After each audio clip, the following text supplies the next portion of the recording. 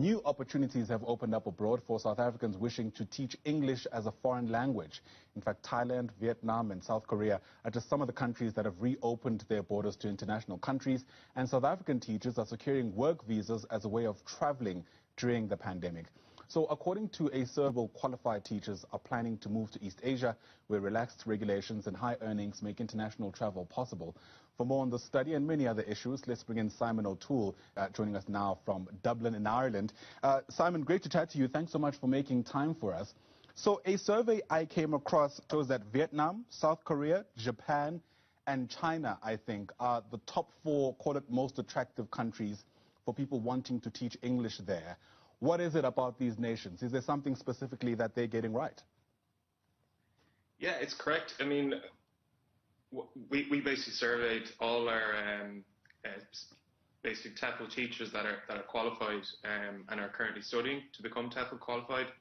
And these are just the 4 countries that are really consistently popular. I think there's a number of reasons really why these particular countries are popular in a really kind of consistent way, like over the years. And you know, first and foremost, you know, they're amazing countries in terms of, you know, just cultural experience and, you know, what they have to offer, but also, you know, the money that can be made ultimately in these countries is quite good really. And just to give you an example, like in Japan, you're at like an average monthly earning for a TEFL teacher would be about $1,700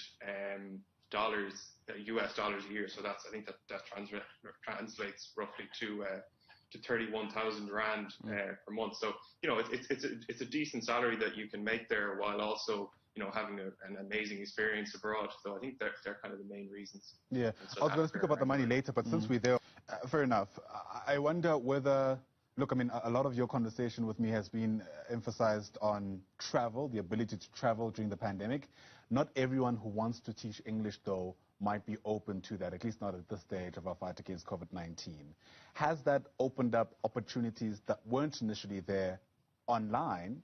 Because, of course, the demand for English could very well have been sustained during this period, or the demand for learning English, that is.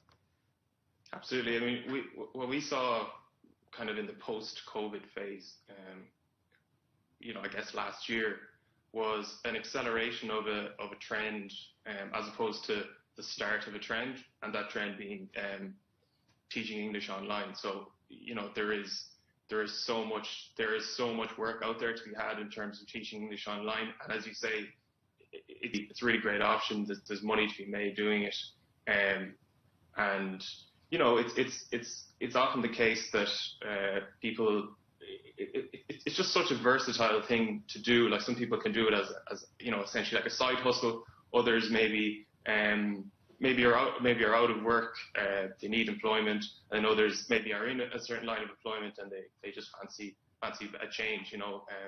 What I call maybe like mid-career converts, let's say. They're thinking like, oh, I'm not really that happy in the career I'm in. You know, I'd like to maybe try something else. So be going on to teach English online.